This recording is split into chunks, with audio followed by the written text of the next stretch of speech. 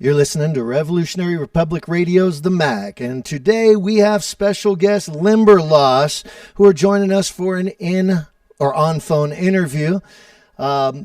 Revolutionary Republic Radio, for those of you who are listening for the first time, is a place where independent music can be celebrated. People who are songwriters and singers, bands that are unknown or unsigned by major labels. This is a place where we are going to give them a platform, to give them an audience, and get them heard by people all over the United States. Our reach is far and wide, and we are picking up listeners from New York to California, Atlanta to all the way up to Michigan. Anyways, I wanted to introduce today this band Limberlost. They're from Seattle, Washington, and I want to tell you that when I first saw them, or when I first got an impression of them, I was just stunned by these vocals. It reminded me a lot of Heart. With no further ado, no more gilding the lily, let's just bring them on. Limberlost, come on. Hey, how's it going? Hey, what's up? Hey, so guys, tell us a little bit about Limberlost. Where are you guys coming from? What's your background? It's an interesting question and almost a little hard to answer succinctly. We're all really different musicians, and we've got different influences and different backgrounds, but when we come together, we feel like we get a chance to make something special because of that. Like the Wonder Twins. Right on. And that was Crystal, is that right? Yeah. Crystal, I got to tell you, your vocals are amazing. That front person that you have, that personality, when I'm watching your videos, I'm just totally stunned with the way your performances are, and your vocals are so strong. Tell us a little bit about your background. How did you come to being as a singer for this Limberlost? Well, thank you very much. I sincerely appreciate that, because that's my goal, is to be a part of this band that really draws people into what we do. So I love hearing that feedback. Thanks, man. As far as my story, I was raised in the Pacific Northwest, and my dad had two daughters, and he was a rock and roll guy, so he always had this idea of, having the next Ann and Nancy of his own. So I was raised on, rock and roll in Seattle, and the Girls of Heart have definitely been an influence and, something to look up to, and to even be put in the same sentence with their names is really incredible for me. Awesome. Hey, and also you're all from Seattle, or just around about Seattle, is that right? Yeah, kind of around the area, around the South Sound. So Tacoma, Auburn. Brittany's a transplant from Arizona. Yeah, our guitar player's originally from Georgia, so that's Pacific Northwest is where we've all landed at this point now. Right. Hey, and Seattle's a great place to actually start a career in music. You're following bands like Nirvana and whatnot, that they really created a scene there that helps artists get more recognition, which is an awesome place for you guys right now. And you're going to be going on tour, I understand. From Seattle, you're going out to Tulsa and a couple other places. Well, that depends on Mr. COVID. Actually, the goal this year is we had some fun last year and had some success with the ISA community, and we actually got asked to come out and play at their awards show in Atlanta this year.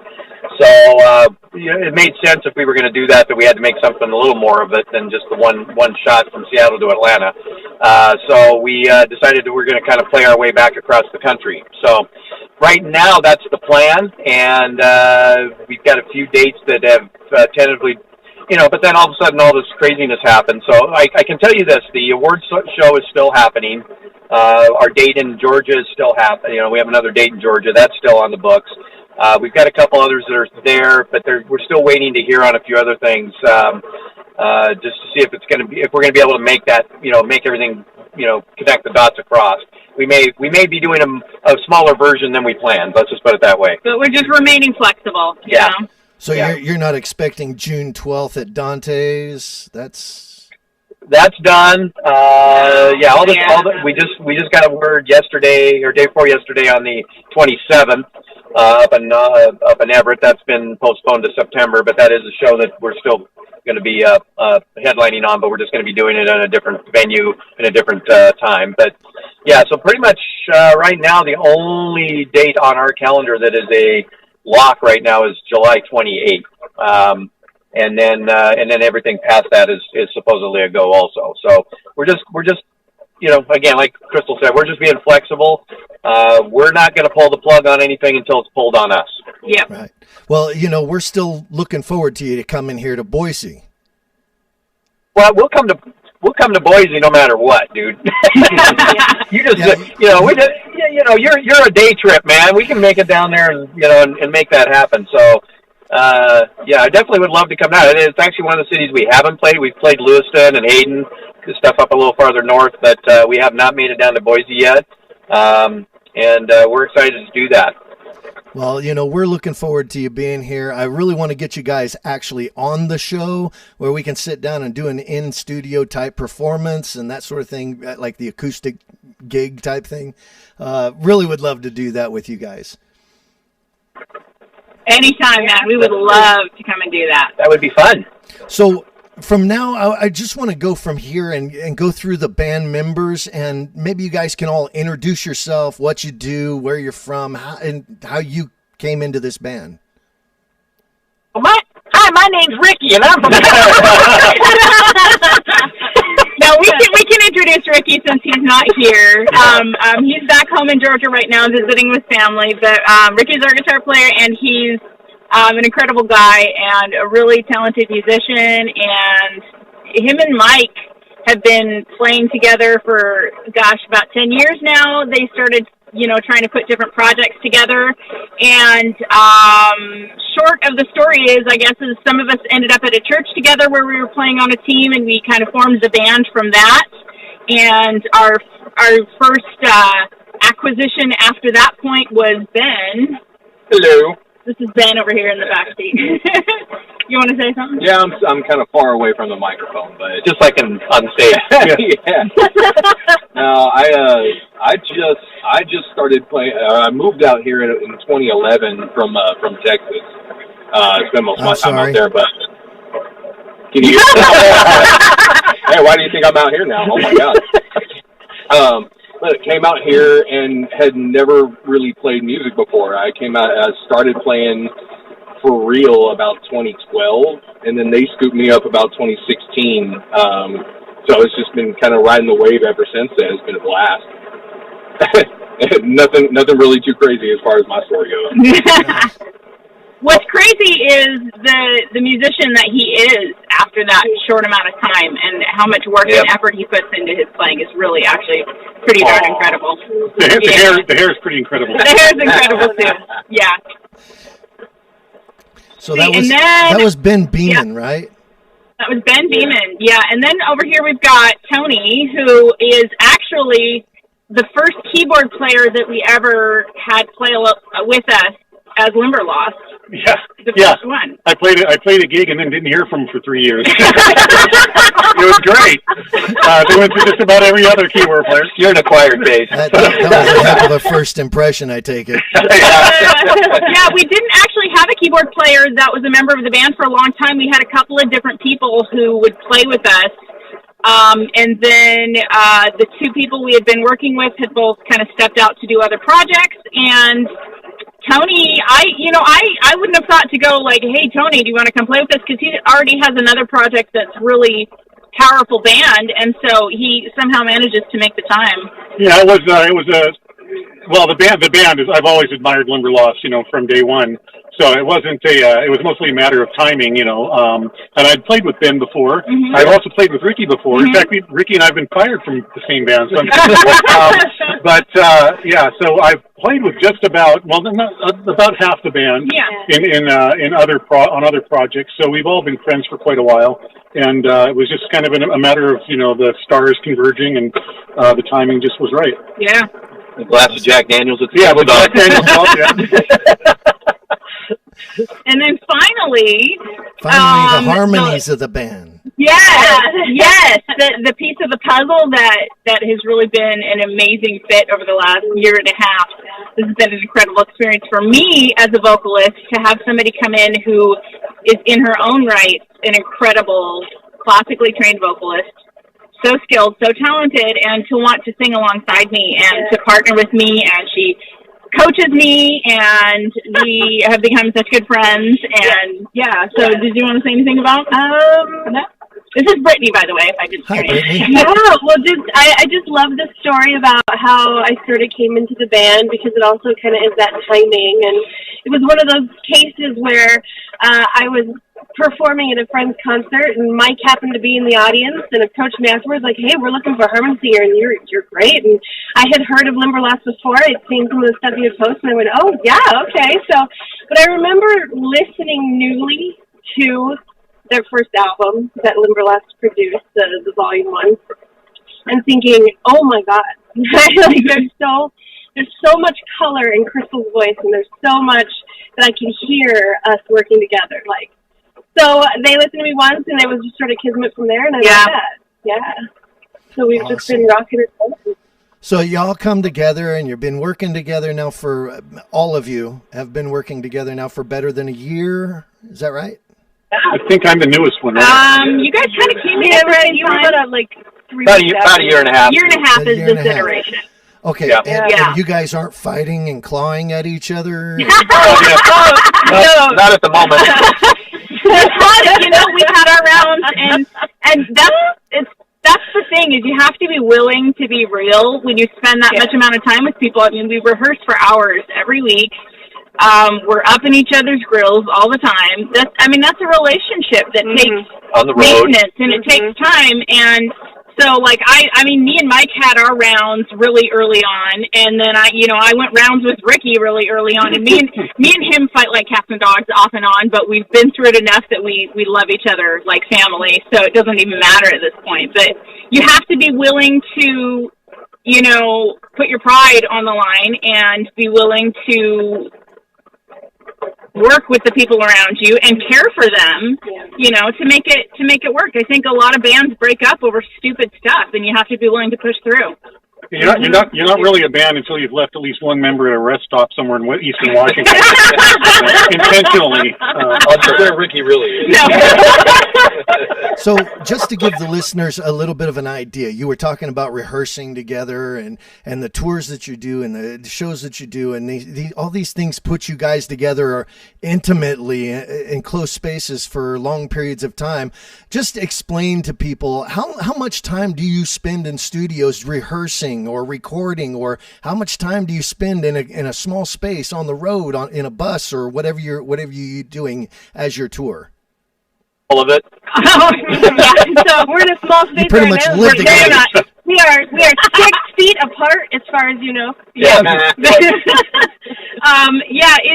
So we get together for 3 to 4 hours, it feels like, every week, a regular rehearsal schedule, whether we're actively playing shows during that season or recording or whatever. That's just kind of been our MO. And then outside of that, if we're recording, it's several days at a time crammed into the recording booth. If we're going on a run, a quick turnaround weekend run, we're not stopping. We're either driving, and that's, 1 or 2 vehicles, and then we're setting up all our own gear and tearing all our own gear down, and then getting a couple of hours of sleep, and then turning around and doing it all again. So it can be a lot, but again, we're at that point where we care about each other and we trust each other, and we're willing to help each other out, Yeah, I guess. So when you're that tightly put together, now I've done this myself. When you're that tightly put together, there's always the fights. Now this is where I really want to dig in with you guys. The fights. Now you've already mentioned that you guys met each other through church or some organization such as church. Is that correct? The initial group of the 4 founding members, yes. Okay, so with that in mind, You guys, you're really put together tight. You're going out, you're touring, you're spending time in the rehearsal studio. How do you guys work through your fights? I can't think of any time on the road where we've had that kind of issue, because I think at that point we all understand that there's a job to do in a way, and there's a level of professionalism that we want to bring with us wherever we go. We don't want to be the band that shows up and makes drama for the venue or for the, people who are spending their money on tickets and coming to the show, and the people who have put themselves on the line and booking us and getting us there. So I really honestly can't think of any major upsets that we've had like that. We've had some very interesting run-ins with bad tacos and all having to share a tiny hotel room, and Ben's stretched out on the floor under the table, and so we did pull a prank on Crystal. Oh my gosh. Okay. So maybe there was one fight. Are you want a story? I do remember Crystal pushing Ben up against the door and I think freehand punching him. So if you've seen the videos, you've probably seen that Ben is significantly taller than I am. Right? He's got 1.5 feet on me. So he's a big dude and I'm a tiny lady. We had split up in 2 cars after one of the shows, and we were headed back to the hotel. And when the first car that I was in with a couple of the guys got there, we looked behind, and the other car that Ben was driving had been pulled over by the cops. And we're like, oh, shoot, what's that all about? And we're like, oh, it's probably nothing. So we get into the hotel, and we can see them out the window, and they're going through the whole rigmarole, and they're texting us during this pullover situation, kind of joking about it. But then they were getting it. So no. Okay, so Ricky started it. He decided to send a quick little text you know what, Ben's being taken down to the station. Yeah, so they told us that Ben was being taken in for a DUI, and then Ricky was going to go drive him and bust him out of jail. So those of us who were at the hotel room, which was me and Mike and Tony, were thinking, oh shoot, okay, so how do we deal with this? We're me and Mike go into mom and dad mode immediately on this thing and try, okay, how can we solve this problem? And then, 10 minutes later, Ricky comes walking in and he's like, so have you got $1,000? Because we've got to bail him out and blah, blah, blah. And then Brittany comes in with this teary story of oh, it was so awful and I didn't know what to do. And so I'm trying to make a plan, and then in walks Ben, a couple minutes later, and I seriously just about put him through the door. I did. It was shocking for all of us. And I think he's learned that you don't mess with mama, is what it is. And by the way, Jack, there will be a sequel to this movie. The payback hasn't happened yet. Yeah, this is fairly recent, actually. Winter is coming. The wound is still a little raw. I can tell. Now, have you guys been rehearsing during this period of the COVID-19? Have you been recording? Is that what's been going on? We've done some separated. recording. We've been separated for the most part because where we're in Western Washington, and that's kind of was ground zero in the early game of this. So our lockdown orders were pretty severe and pretty tight and pretty necessary at that point. So we haven't had a rehearsal in a while, but what we did have is we had some recording projects that we had completed the instrumentation on. So we did one setup where we got a computer and some equipment out to my house, and I sat in my closet and FaceTimed with our engineer to get it all set up. And, and for the song that we're just launching this weekend, that vocal was recorded in my closet, with my clothes hanging around me, yelling at my family down the hallway, be quiet so I can record. And, just to get the vocal captured so that we could, at least not have nothing to show for this time. We're still moving forward. Even if we're not rehearsing, we're still, finding a way to keep going. Yeah. The glamorous life of rock and roll musicians. Yeah. and it's not that some of us haven't gotten together and yeah. Well, two of us actually spend a lot of time together because we work together too. So I mean, Mike is Ben's boss, so Ben kind of has to rehearse if he's told. So we've we've got a few new songs in the hopper and some things that we're working on. So, I mean, it's not been a total washout, but like Crystal said, we had, the thing is we actually we're finishing our album. We were actually on the last song of the album when this started, and all we had was, we had to rest this song for probably about a week and a half, because we had a producer that we worked with fly up, and we finished another project with him.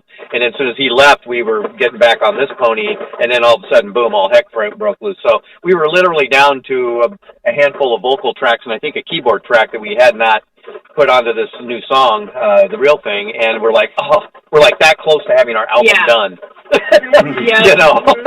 So we figured out a way to get it done.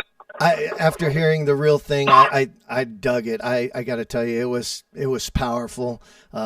We've been spinning it, as you gave it to us early, so that way we could do that. We've been spinning it. I've been hearing it, listened to it quite a bit. I'm really impressed. Knowing this coming out of the vocals came out of a closet, that's even more impressive. I'm happy for you guys. Just say Tony came out of the closet. Thank you for unmuting just in time. So since we're on the subject of The Real Thing, I think I'm going to spin that real quick. We're going to come back to the interview. That sounds great. Thank you so much, man.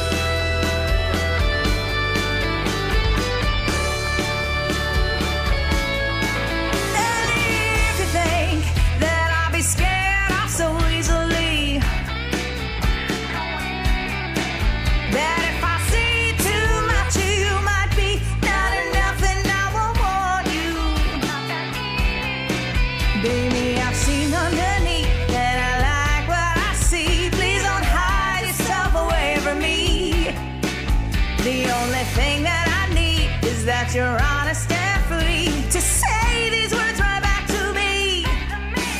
Or you can take it, or you can leave it. I'll only take your love if you really mean it. I won't break it for our sake, but I won't hold back if you say that you are ready for the real thing. So are you ready? 'Cause I'm the real thing.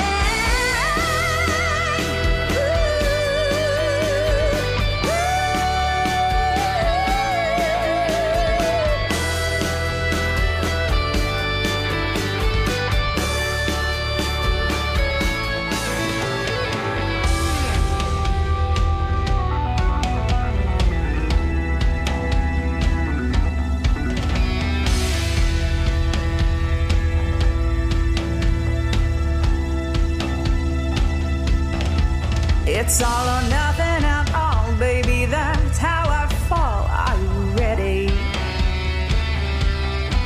Bring your good, bring your mess, I don't want nothing less. Are you ready? Are you ready?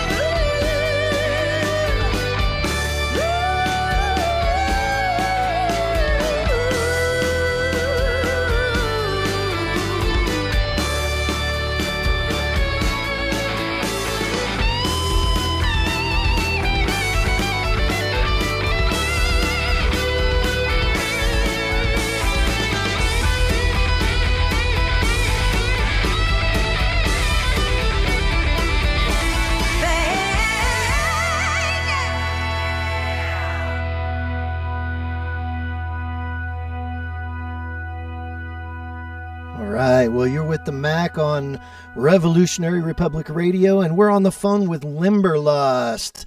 You guys want to come back in and let's talk about this production a little bit.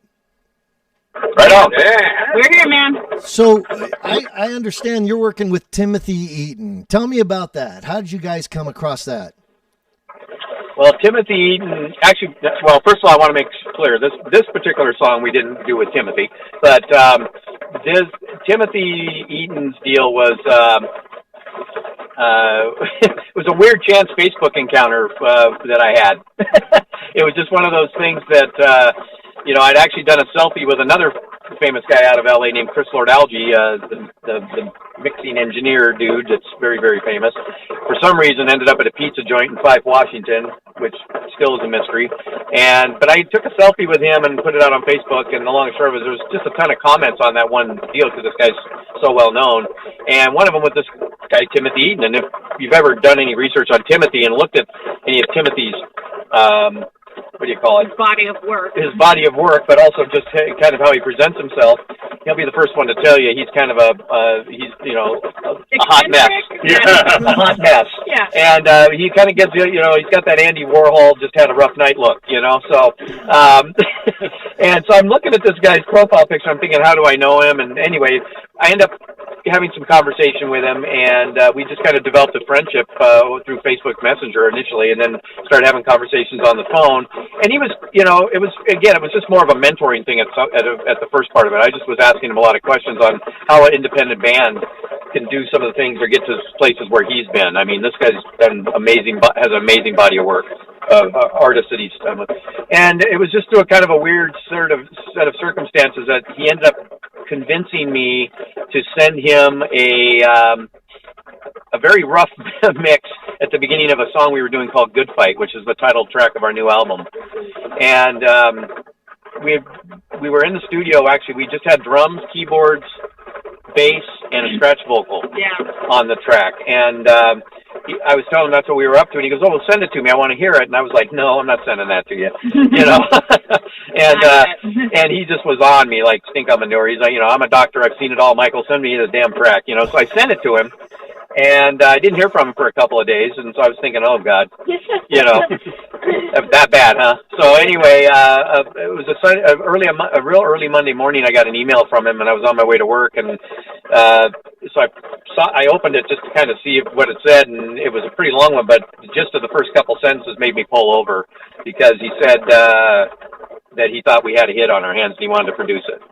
So so that was kind of the start of that in terms of that. I mean, his and my friendship was well before that, but the professional relationship kind of came in at that point, and so we had him come up. We did the song. In fact, I think I played that song for you. I believe so. But we decided at that point that probably wasn't the one we wanted to launch with him. So we, in turn, decided to put our sights on doing a different kind of project, which we've completed. But right before we started doing that last September, he suffered a stroke. And so, he had to recover and go through what he needed to do to take care of himself. So that actually pushed it way back. I mean, we didn't actually get together till I think it was the middle of February or beginning of March. It was beginning of March. It was right, literally the week before. Yeah, we barely missed not being able to do we barely squeezed that thing in and stuff. So, but he's been a blessing. He's the nicest guy. He's very talented. He's very well connected. He just understands what he needs to do and what he wants to do, and he's pretty adamant about doing it. So it's been an interesting experience for us because the last song we walked in pretty cold. We knew the song. It's a cover song. I can't tell you what it is. Yeah. But we knew the song and stuff, but we had no clue where he wanted to go with it. So and we walked in on a Saturday morning, and Sunday night we walked out with a completed project. So that was a very interesting experience for us because we'd never done anything like that. But it turned out pretty amazing. Now, did you guys? That's the one that you sent me. That was the cover, right? I don't I don't think I've sent you that one yet. Yeah, that one's under wraps, hardcore right now. I sent you our version of Jolene, but you can't play covers. So yeah. Well, actually, we've changed our policy on that. I'm going to be putting Jolene on up here pretty soon. So a little special twist going on the back end on our side that allowed us to be able to do that. So I'm going to be putting some other covers up as well. We added one already from a band out of Georgia, and then I'm going to be adding Jolene in here shortly. Oh, thanks, buddy. Appreciate it. Now you're also working with Paul Crosby too. Yes. Yep. Now, how's that going? I mean, what's that relationship like? That boy, I'm telling you what, man, we bounce on some extreme edges of razor blades here in some cases. Paul's a great guy. He kind of came to us out of nowhere. I mean, that was just you talk about the oddest of fits. Yeah. And we seem to kind of walk right into those. I mean, Timothy's even kind of an odd fit for us, but the Paul deal was like he just approached us. He sent me a deal, and it was kind of like, you ever watch that movie Rockstar with Wahlberg? Yeah. When they call him and he picks up the phone, he goes, "Oh, your English accent's as bad as your guitar playing." And he hangs up on him. I go, that's pretty much what I did to Paul. Yeah. Yeah, Paul Crosby, kiss my, but that was kind of that deal, and because you look at the drummer from platinum award-winning Saliva, calling a band out of the Pacific Northwest that's got girl singers, and we're not heavy metal at all, and saying, "Hey, I want to manage you." It just kind of was like, yeah, whatever. Yeah, we were skeptical. Yeah, because we had just been burned by a couple of weird deals, and so we were just trying to just really make sure that we vetted the people that we were going to work with and stuff like that. But it's turned out to be a really, really great relationship. Well, you did a good job. You vetted Paul Crosby. That's what. Well, and the thing was, he was very upfront with what he was going to do and what he wasn't going to do for us. Yeah. And that was refreshing because, this I've said this many times, this business is designed to break your heart, and it will definitely take your money. And, so there's a lot of people out there that are, that's their whole deal. They seek the ego that is willing to give up the cash, and they give very little in return. So, it was kind of refreshing to be dealing with Paul, even though there was some investment involved on our part to work with him. He was producing results right away. We got several endorsement deals. He shops us all the time. I picked up we've had several good interviews done based on people that we've met through him.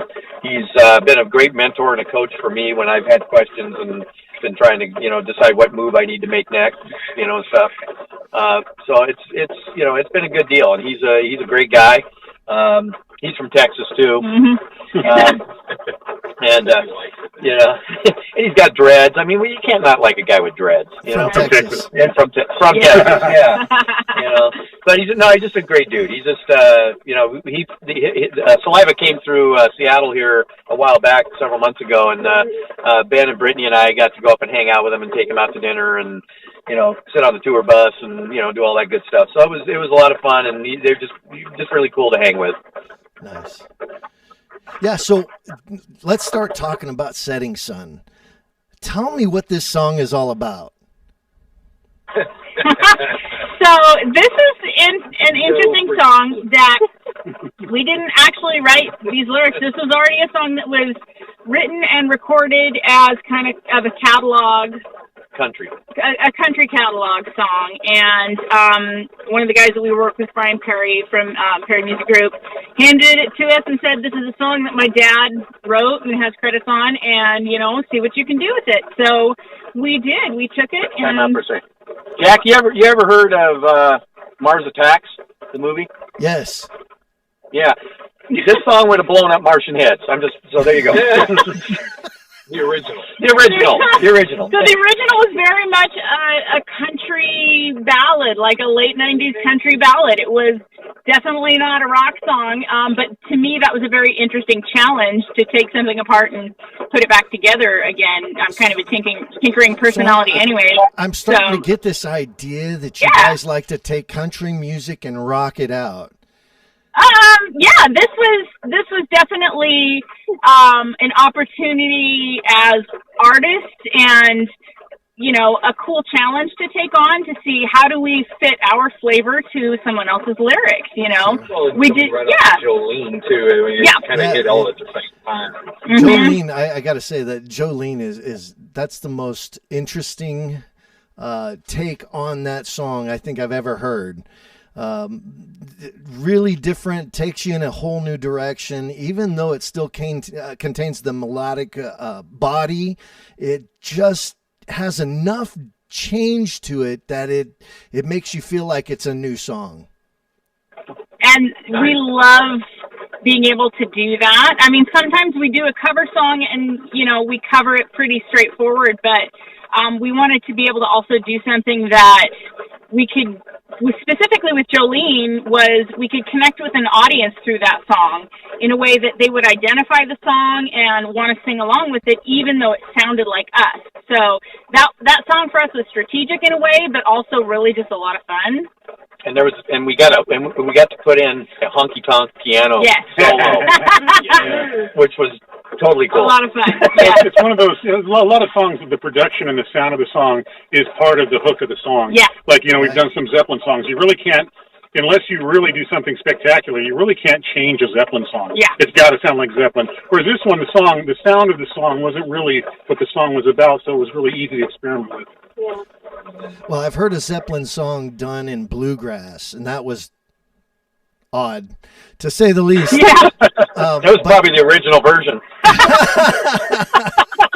Man, these guys are always rocking stuff out. Anyways, so you were talking about endorsements. We've talked about setting sun. We've talked about good Lord, now my head's gonna lose it. The Real Thing. Tell me, you know, how do you get your endorsements? If you were to advise another musician, you guys have been down this road now. How are you getting your sponsorships, your endorsements? Well, like I said before, some of the first majority of the batch came from Paul. Yeah. And you know, when you're you know, at a level he's at, I mean, you know, his last tour, I mean, major tour was with Aerosmith, I think, and you know, these guys are, you know, his endorsement portfolio is what we would all aspire to, because there's endorsees and there's endorsers, you know. So typically you're an endorser until you become an endorsee, you know. and so in most of our cases, when you have endorsements or sponsorships at our level, it puts you in a position of having extreme discounts, but you're not getting the stuff for free. Right. Okay, in other words, they're not making it for me and saying, "Hey, Mike, here's the newest, best brand new snare we came up with. We want to call it the Mike Bird. Here you go." You know, that's not what's happening to us at this point, and that's where Paul is, though. You know, and so, right. But his ability to put us in front of the right people and give us the opportunity to you know, be endorsed by these companies has been a blessing. And then there's, you know, and once that starts to happen, I think you got to be somewhat tenacious. You know, you have to know what you want to do and what you want to have and what you want to, you know, and you have to go after it. You have to find out. I mean, there's a lot of doors that are going to get closed on you for sure, but it's just that one that stays open that makes the difference. And so I think it just comes down to that, you know, if you have a certain type of string you want to use, then go after it, you know. Put in the body of work, though. You know, if you have a brand that these guys can attach themselves to, then they're going to be more apt to want to work with you. And, you know, Paul kind of gave us the confidence by getting us put in front of these things. And then since then, it's been kind of more, you know, we just kind of pick up the phone when we think that might be a good fit. So it never hurts to ask. Never hurts. Right. You know, yeah, knock on every door is my policy. Yes, absolutely. So sometimes you got to kick them. You know, we're at the end here. Actually, we're going a little bit over, but I'd like to give you guys an opportunity to talk about your future shows, where you're going to be playing next, when people when they can expect you there, how they can get tickets, anything of that nature, how they can contact you. Why don't you go ahead and throw us out some information? Well, you can always follow us on at our website at LimberlostMusic.com. Everything that goes on with us is there. If our Facebook page is Limberlost Music. We're on Twitter at Limberlost _band, Instagram Limberlost Music, YouTube Limberlost Music. So I mean, we're pretty easy to find. We're starting to creep up in the search engine category, so we kind of pop up a little faster on things when you put in Limberlost. But our shows are in flux, like we talked about before. But we definitely have a couple things going on later in the year here in the Pacific Northwest. We're just crossing our fingers and praying on what's going to happen as far as August goes, in the tour. So we'll keep everybody informed best we can there. Outside of that, your best guess is our best. Yeah. But fear not, we will prevail. My birthday is August 30th, and I'd like to see you guys in Boise. How's that going to happen? Ooh. August 30th, that's a gauntlet. That's the same. Let's see, we got, I think that's when... Is that Pig Out? Pig Out in the Park is like on the... So we'll be in the neighborhood. Well, that's... Nice. Ish, right? That's like somebody else's. Yeah. That's like a neighborhood closer to the neighborhood that's closer to his. Yeah, but we're on the right side of the state. Yeah, we'll be on the right side of Mount Rainier. Yeah. So August 30th. That's interesting. Sunday. Is that a Sunday? So you guys like to rock out on Sundays, huh? Hey, I'll rock out every day. It's just your birthday. You don't care, right? I don't Come care. play my party. You got a couple of couches we can crash on, man. Yeah, absolutely. You get the couches and the pillows and enough libations for all of us. Then we'll do the house party. How's that? That sounds great. All right, guys. Well, hey, I want to thank you guys for showing up and having this interview with me. I'm sure that there's a lot of people out there who are looking forward to seeing you. I'm going to post some information up on the web about this interview. We're going to be rerunning this every week for the next month, and every Saturday evening at 7 o'clock, this will be going. So you can tell people to tune in and hear the interview. I'm going to be putting that out there so people who missed it can tune in and hear the interview, and we're going to keep it up on YouTube and in our video resources as well. Well, thanks, buddy. That's amazing. Hi, Mom. All right, you guys. Hey, thank you again, and you have a great day, a great evening, and we hope to see you on the road soon. All right, sounds good, buddy. Man. Thank you. Bye-bye. Bye. All right, so you heard it here on Revolutionary Republic Radio. We're going to start off this set by spinning Setting Sun by Limberlost, and then back to regular programming. Thanks for tuning in, and we'll see you soon.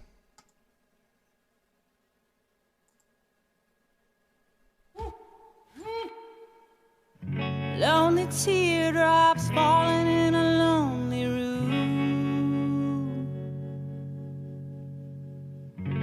Aching hearts breaking neath a broken moon. Are we supposed to still be... It's all over, it's all said and done.